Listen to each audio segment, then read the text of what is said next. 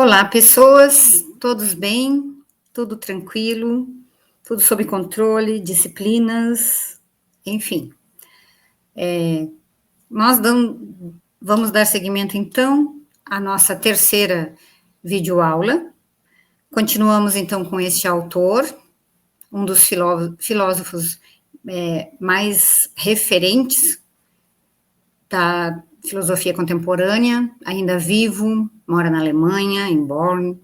Ele é um filósofo e sociólogo muito importante do século XX e XXI, muito estudado, bastante lido, bastante trabalhado, enfim. Tá? Então, nós continuamos com este autor e buscando sempre entender como que a teoria, como que o pensamento do Habermas e essa proposta de uma teoria da ação comunicativa pode contribuir para nós usarmos em situações conflitantes, vamos dizer assim, da sociedade na qual nós estamos inseridos. Como eu uso esse conhecimento? Em que o Habermas pode me ajudar nesse seu entendimento da linguagem como núcleo de interação social? Enfim, o Habermas, como já falei em outros momentos, ele aprofunda o pensamento do Mead, do George Mead, e busca inovar, no sentido de que o Mead propõe que a identidade, ele ressalta, ele afirma que a identidade do sujeito, que é o self do sujeito, ele é construído assim no meio, na interação social com o outro ou com os outros, tá? E considera também, como já falei, o Mead considera a interação com o mundo dos objetos e com o mundo dos animais também. E ele também, num primeiro momento, o Mead considera a linguagem dos gestos, que era aquela comunicação através dos gestos e depois dos significados, dos signos significantes, que é um pouco de sucira aí na linguística, ok?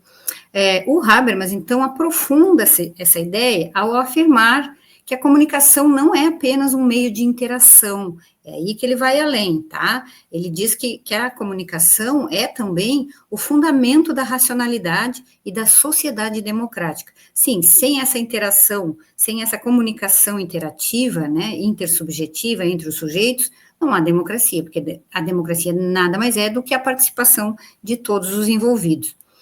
Então, ele transforma a abordagem do Mead em um modelo mais normativo, né, mais crítico, indo além da psicologia social do Mead, para a filosofia da linguagem e para a teoria social. O Habermas, na TAC 1 e 2, que é a teoria da ação comunicativa, ele vai, então, apresentar alguns conceitos, como, por exemplo, os atos de fala. E os atos de fala, nós vamos ter uma videoaula que nós vamos tratar especificamente deles, assim como as pretensões de validez dos atos de fala, né? Essa intersubjetividade também, vamos buscar tratar. Mas aqui eu já trago alguma pincelada, assim, sobre isso, e que na verdade, esse conceito de atos de fala já vem do Austin, né? Que nada mais é, segundo esse pensador, que uma unidade elementar da comunicação. Então, é também a exigência racional dessa comunicação. E fala e entendimento, eles estão relacionados, eles estão imbricados. Não é possível, nos atos de fala, uma fala sem entendimento. E se não há uma fala, não há entendimento. Então, eles estão imbricados, eles estão relacionados.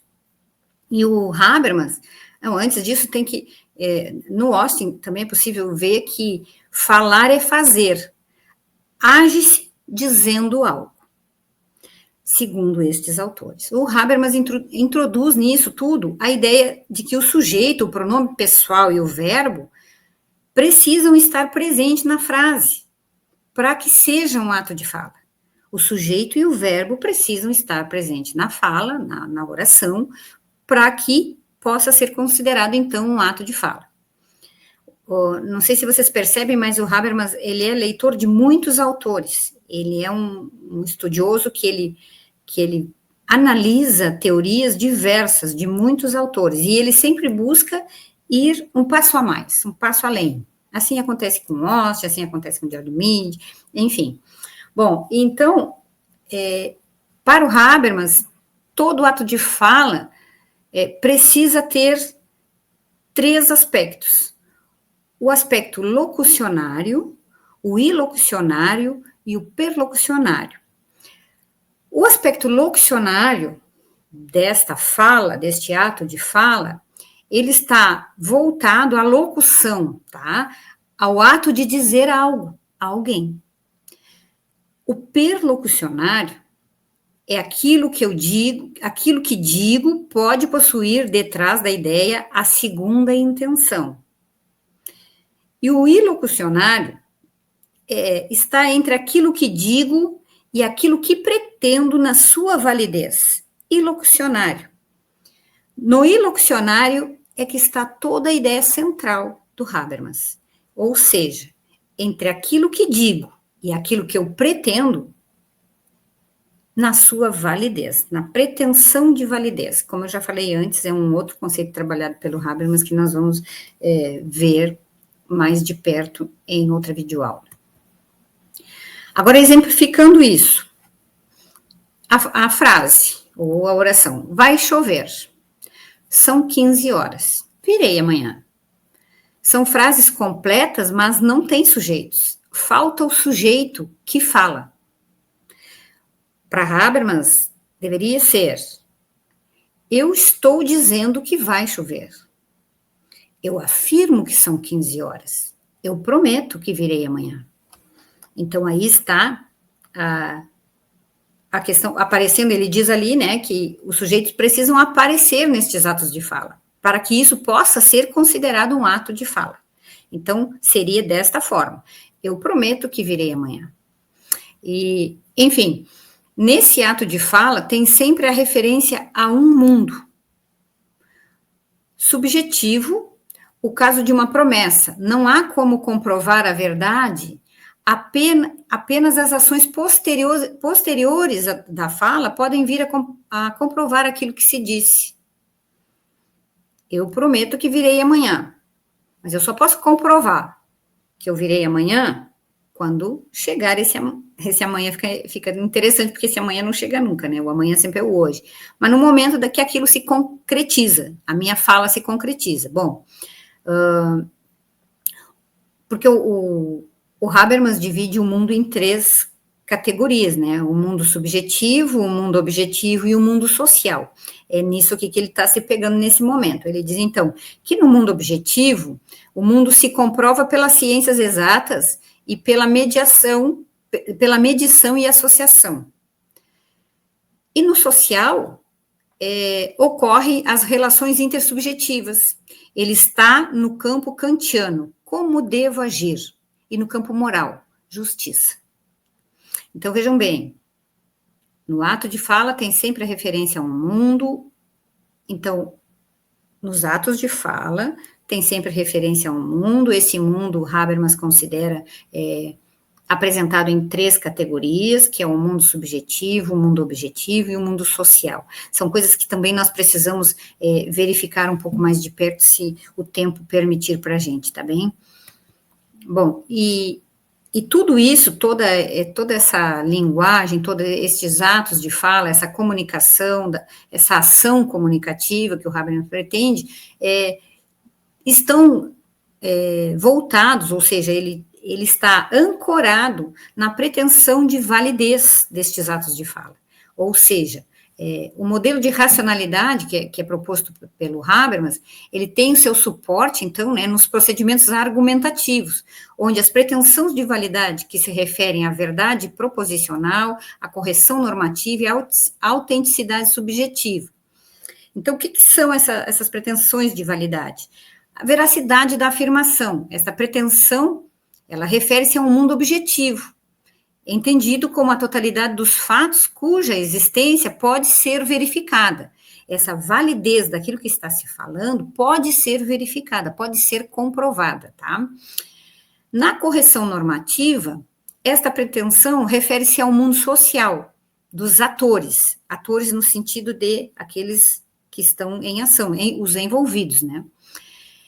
Entendido como a totalidade das relações interpessoais que são legitimamente reguladas. E tem que ter também a questão da autenticidade e sinceridade. Esta pretensão de validez autêntica e sincera, ela refere-se ao mundo subjetivo, entendido como a totalidade das experiências do locutor, a quais, em cada situação, apenas ele tem acesso privilegiado. A pretensão de validade é fazer o outro ou os outros com os quais eu estou interagindo e me comunicando acreditem na veracidade dos meus argumentos.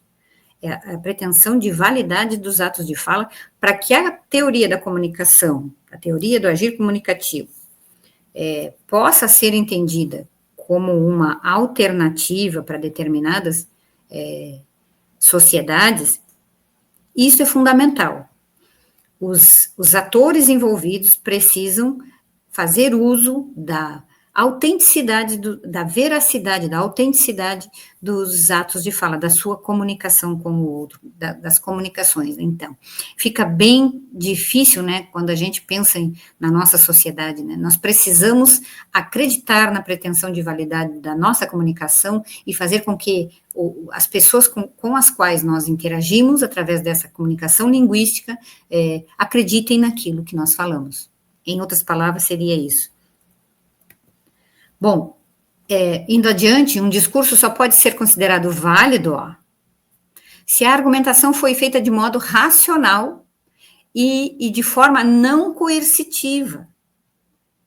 Então, para ter essa pretensão de validez dos atos de fala, não pode ser coercitiva. Ela deixa de ser verdadeira se for coercitiva. Entende? Então, assim, o conteúdo que eu comunico precisa ser verdadeiro. É o que eu falava antes para vocês. Bom, a manifestação de minhas intenções, elas precisam ser sinceras. Isso é comunicação, é a teoria da comunicação do Habermas, tá? Da ação comunicativa. A manifestação correta com relação às normas e valores vigentes na sociedade também, né? Para que o ouvinte possa aceitar a minha manifestação. E o Habermas sempre vai trabalhar a questão do consenso, que também nós vamos ver o que é o consenso para Habermas. Onde ele se insere, onde ele precisa de um consenso para validar a teoria da ação comunicativa. E aí, o que eu faço com esse conhecimento? Como eu digo para vocês. Muito bem, entendemos um pouco do que o Habermas propõe, o que foi essa guinada filosófica do século XX, que ele passa de uma filosofia da consciência, de uma subjetividade, para uma filosofia da linguagem, para uma intersubjetividade, ou seja, os sujeitos em comunicação com os outros, tá? E aí, o que eu faço com isso tudo? Como é que eu aplico?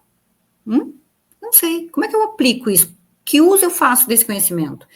E aí, gente, eu volto a frisar, não é apenas na teoria do conhecimento Habermas, não é só com esse pensador, mas todo curso, todo filósofo, tudo que vocês venham a aprender, ou, por exemplo, eu também me faço esse questionamento, o que eu estudo, o que eu estou aprendendo, o que eu faço com isso? Qual é o meu objetivo ao adquirir estes conhecimentos? Como eu posso aproveitar o pensamento destes autores para aplicar no meu mundo da vida? Essa é a pergunta que vai ficar durante toda a minha disciplina para vocês. Então, o que eu faço com esse conhecimento? Passo a aplicar os conceitos de Habermas para pensar o seguinte: a teoria da comunicação do Habermas, ela pode ser aplicada no contexto brasileiro de diversas formas. Inicialmente a gente não consegue ligar diretamente, mas quando a gente para pensar, a gente vê que ela pode sim ser aplicada de diversas formas, especialmente em áreas como a política, como a educação, como as mídias, como movimentos sociais, entre outros. Aqui eu peguei só alguns, tá? Ela pode ser aplicada. Vejamos então. Democracia e espaço público. Habermas defende a necessidade de um espaço público forte, onde os cidadãos possam refletir, possam debater, possam dialogar racionalmente e alcançar os consensos. Sem esquecer que nessa reflexão, que neste diálogo, que neste debate, nesses debates racionais, a pretensão de validade dos atos de fala deste contexto precisam ser verdadeiros, tá? E no Brasil, isso pode ser aplicado por meio de debates públicos, mais estruturados, claro, fundamentados em organismos racionais, reduzindo a polarização e o discurso de ódio.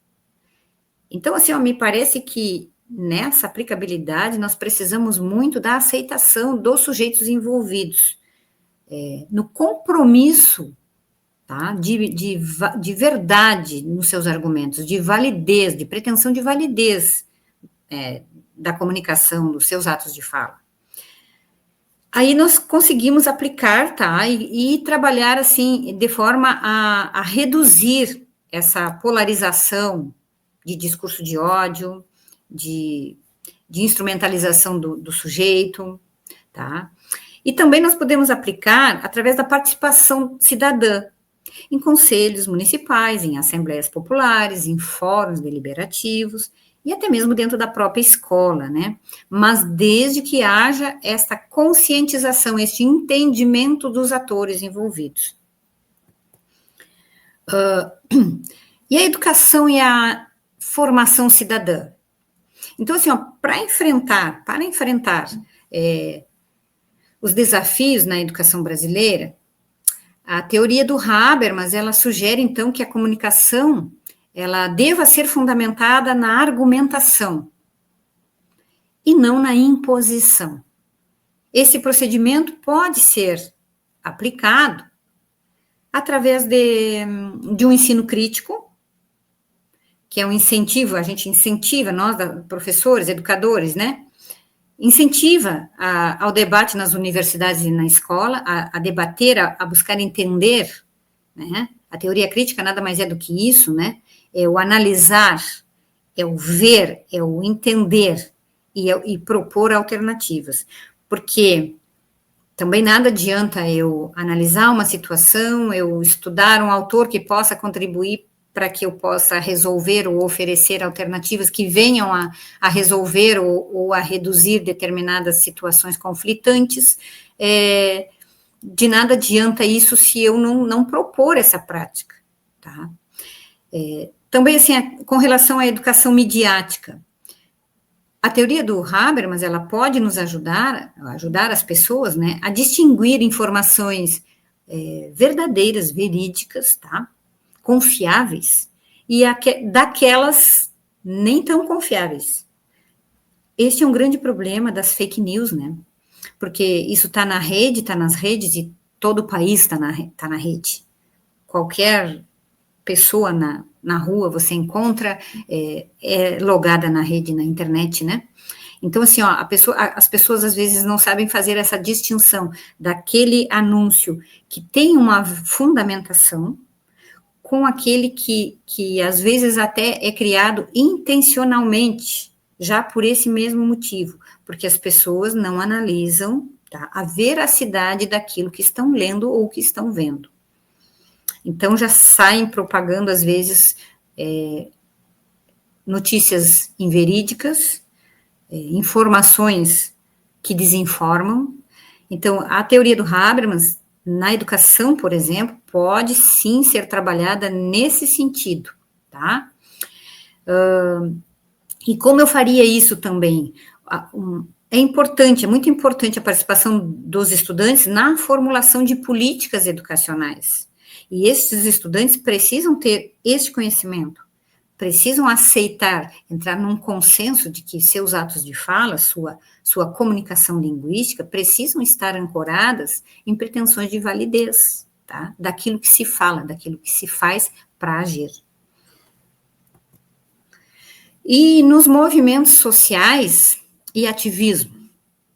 Bom, eu destaquei aqui, eu acho que 3, né? A questão política, a questão da educação e dos movimentos sociais. Mas você tem outros exemplos onde a teoria do Habermas pode contribuir, sim, para nós entendermos e e podermos, então, agir dentro dessa perspectiva habermasiana.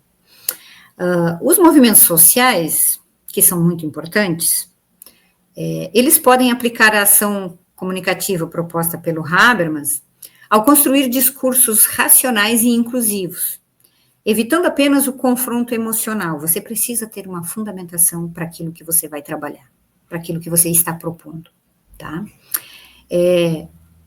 A teoria do Habermas também pode criar espaços deliberativos, essa proposta do Habermas, onde diferentes grupos possam construir consensos. Sim, nem todas as pessoas pensam ou defendem os mesmos ideais ou têm as mesmas ideias, mas é possível, através da comunicação linguística, tá, da interação social mediada pela linguagem, chegar-se a consensos. O Habermas, na sua teoria, chega a falar em consensos totais, mas isso é muito idealista, né? Porque é complicado você ter um 100% de aceitação de uma proposta ou de uma política. Então, o ideal é o consenso da maioria das pessoas envolvidas. Mas Habermas busca o consenso 100%. Enfim. E outro momento também que nós podemos aplicar essa ação comunicativa do Habermas, essa proposta, dialogando com o poder público, tá? Buscando mudanças estruturais baseadas em argumentos sólidos e verdadeiros. Então, não é muito fácil, parece uma coisa meio utópica, né? E principalmente quando o pano de fundo se chama Brasil. É uma coisa bastante, eu não sei se eu posso dizer isso, mas eu vou falar, é meio distante da nossa realidade, né, essa teoria. Mas o Habermas, quando escreve, e quando ele desenvolve o pensamento dele e escreve as obras dele, ele está focado no contexto dele, ou seja, na Alemanha. Mas é como eu disse para vocês, embora ele seja um autor alemão e que escreve sobre o país deles, sobre a cultura deles, ele é um pensador de conceitos universais. Então, nós podemos, sim, conhecer e buscar aproximar da nossa realidade. Embora, como eu digo para vocês, a gente, conhecendo o nosso país, a gente vê que, assim, existe uma barreira bastante ampla nesse sentido, que precisa ser ultrapassada. E quem são as pessoas que vão fazer essa ultrapassagem? Nós, acadêmicos, professores, bacharéis, profissionais envolvidos nas questões sociais. Então, somos nós que precisamos, nós da educação, precisamos muito fazer com que as pessoas entendam e não se sintam assim, porque quando o Habermas fala da racionalidade instrumental, da instrumentalização dos sujeitos, como eu deixei aquele material da web com vocês, é exatamente isso. As pessoas são instrumentalizadas, principalmente em uma sociedade capitalista. Nós somos instrumentalizados, servimos como instrumentos para esse capitalismo, e muitas vezes sem perceber. Então, teve alguém que perguntou para mim lá no fórum, que eu deixei lá para vocês, viu? Tá lá no fórum. Para vocês interagirem ali, fazer os questionamentos de vocês, interagir com os colegas, tá? Mas até então, eu acho que uma pessoa só acessou ali. E perguntou assim, o que ele quer dizer com essa instrumentalização dos sujeitos? E o material que eu deixei para vocês fazerem o resuminho lá, com os tutores no polo, e me devolverem, deixei um espaço lá também para vocês colocarem, tá? E até então, o polo de Sapucaia apenas que havia me dado retorno. Mas o que o Habermas quer dizer com essa instrumentalização dos sujeitos? Essa relação sujeito-objeto?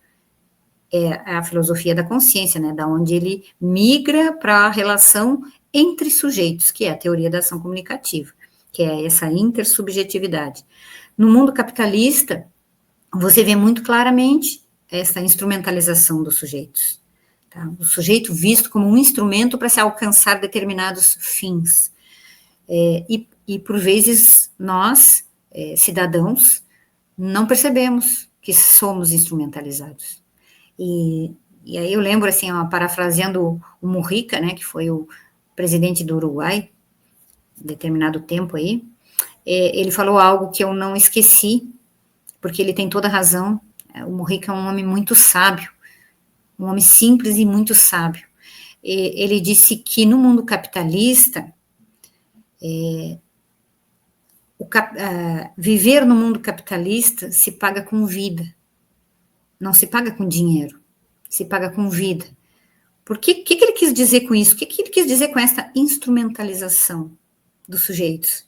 Porque nós, envolvidos numa sociedade capitalista, buscamos sobreviver nessa sociedade, utilizando, por exemplo, nós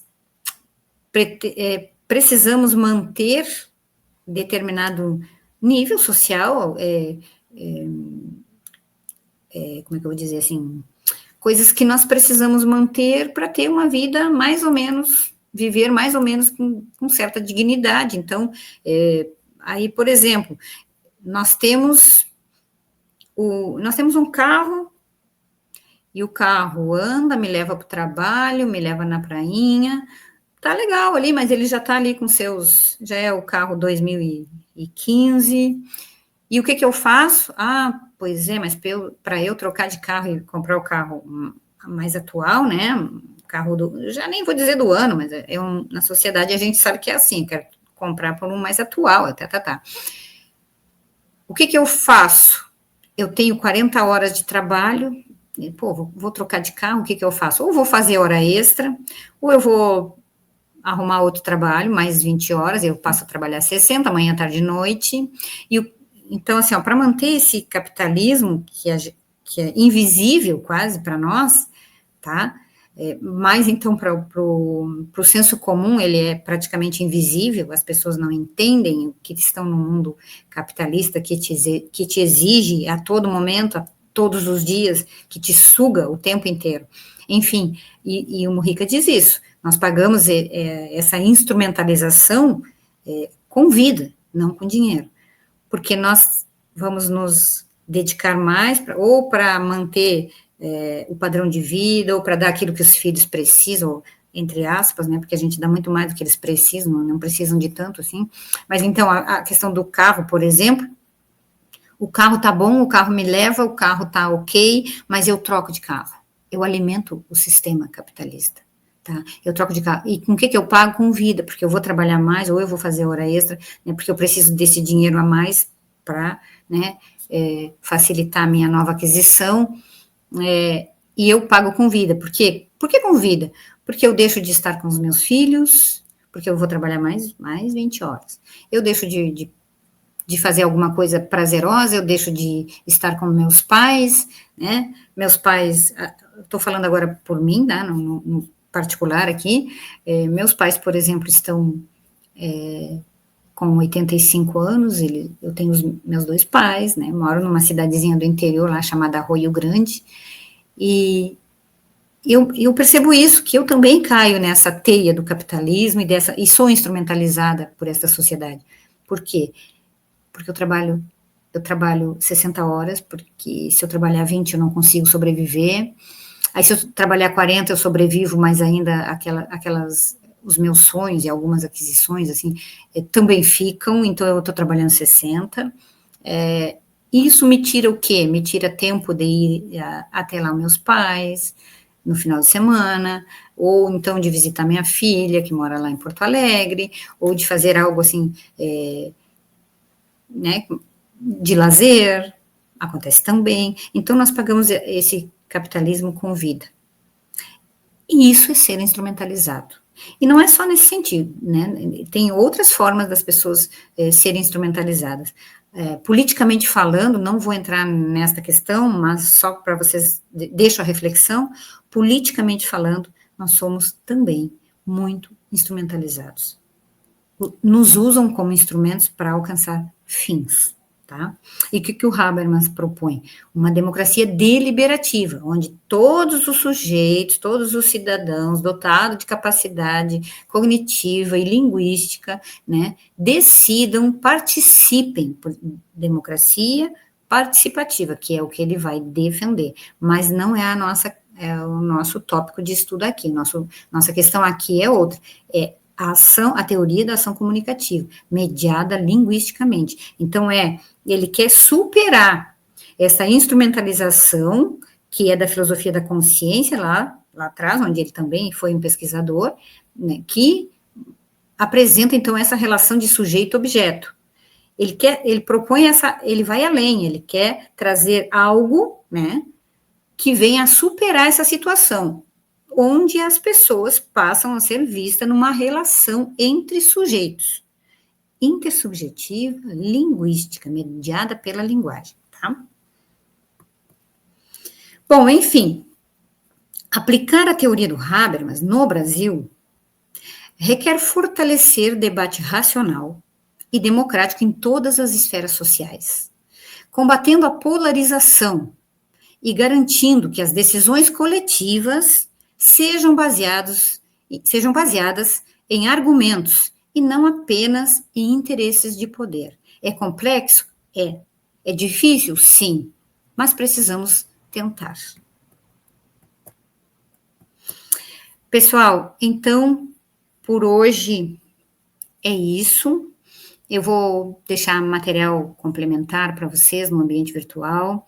Eu vou solicitar, por gentileza, tá, que vocês acessem o ambiente, porque nós, professores, buscamos criar um ambiente, ao menos eu estou falando por mim, então, criar um ambiente assim mais leve, porque eu sempre ressalto também que a filosofia pode ser prazerosa de se estudar, não precisa ser aquela coisa assim, ó, carrancuda, de textos longos, de linguagem complexa, tá? Ela pode ser estudada de forma leve, para que vocês, estudantes, consigam chegar ao entendimento, tá, daquilo que se está vendo, que se está lendo, que se está buscando trabalhar, que vocês tenham essa consciência de que o ensinamento, os conhecimentos precisam ser aplicados, senão não tem validade, tá? Aí é diferente a pretensão de validez, né? Mas não tem validade se um conhecimento que fica somente para você, que é um conhecimento subjetivo, né? Você precisa fazer alguma coisa pelo mundo onde você está inserido. Então, fica aí o meu apelo para que vocês vejam as videoaulas, acessem o material, não vai ter nenhum artigo de 50 páginas para vocês lerem, né? Busquem essa reflexão, converse comigo lá no fórum, a gente pode fazer esse diálogo, afinal de contas, nós estamos buscando alternativas a partir de uma teoria onde a linguagem é o núcleo, e essa comunicação entre os sujeitos buscando um consenso sobre situações conflitantes, ok? Um abraço a cada um de vocês, a cada uma de vocês, e até a próxima.